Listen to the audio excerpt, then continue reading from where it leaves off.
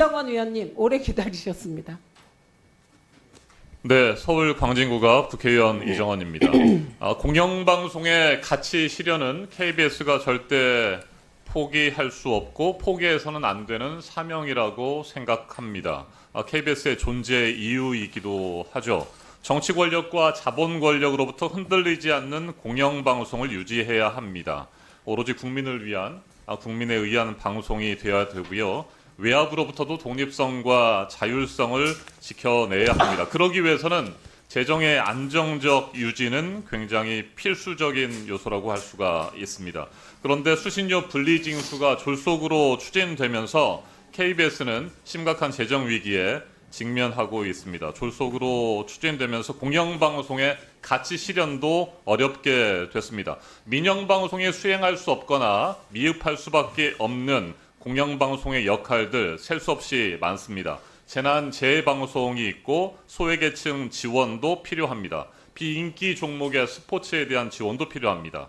국제방송과 한민족 방송도 공영방송으로서의 KBS의 중대한 역할입니다. 그런데 수신료가 제대로 거치지 않으면서 재원이 흔들리고 프로그램 제작비를 마련하는 것조차 어려워질 경우에 이와 같은 공영방송의 역할은 수행이 어렵게 되는 상황입니다.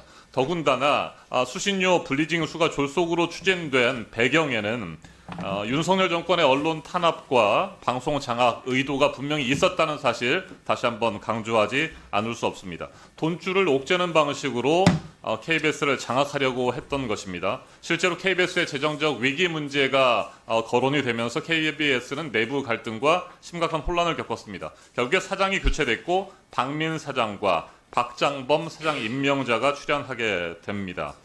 용산 발악이 정권 입맛에 맞는 용산의 방송이 되고 있고 앞으로도 그럴 가능성이 크다라고 하는 것이 우리 국민들의 우려입니다. 수상기를 통한 TV 시청 가구 수가 줄어들고 있고 TV 프로그램의 시청 패턴이 크게 달라졌다라고 하는 부분 저도 충분히 이해하고 공감합니다. 그런데 이렇게 졸속으로 추진되면서 분리징수의 허점들이 많이 드러나고 있는 것이 현실 아니겠습니까? 김태규 방송통신위원장 직무대행님, 징수 비용이 분리징수로 인해서 추가로 소요되고 있는데 이 비용이 어느 정도나 되는지 혹시 파악하셨습니까? 추가 소요 비용은 제가 아직 확인은 못했습니다. 네, 아직도 그걸 확인을 못하셨습니까? 이게 굉장히 큰 액수이고 앞으로도 더 늘어날 가능성이 높은 것 아니겠습니까? 전혀 예상하지 못했던 이 징수 비용에 대해서 과연 방송통신위원회나 KBS는 어떻게 해결할 것인지 저는 답답합니다. KBS 인력이 공영방송 제작에 투입돼야 할 고급 인력들이 징수 업무에 투입되는 비효율적인 문제, 이것도 심각하지 않을 수가 없습니다.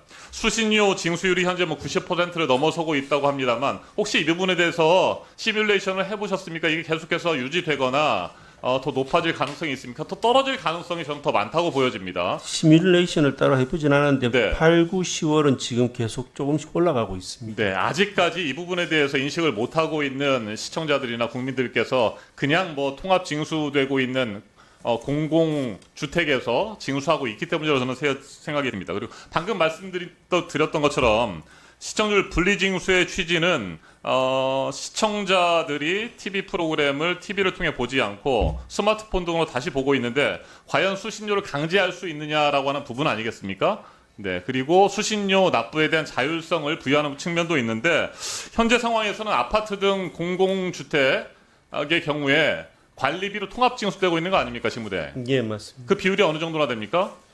아파트 같은 경우는 전체 등록 대수의 한 40%가 41% 정도가 아파트고요.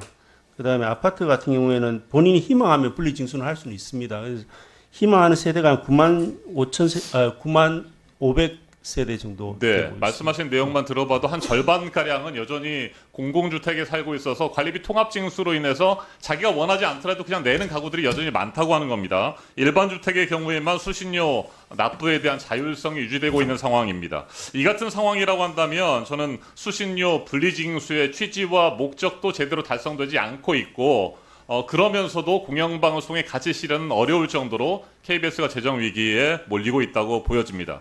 따라서 저는 문제가 있으면 바로 수정을 하고 돌아가야 되죠. 그래서 통합 징수 쪽으로 하는 것이 현재로서는 불가피한 선택이기도 하고 또 KBS의 재정 안정을 위한 다양한 노력과 함께 병행돼야 된다. 이런 말씀드리겠습니다. 예, 박충건 위원님. 네, 국민의힘 박충건입니다.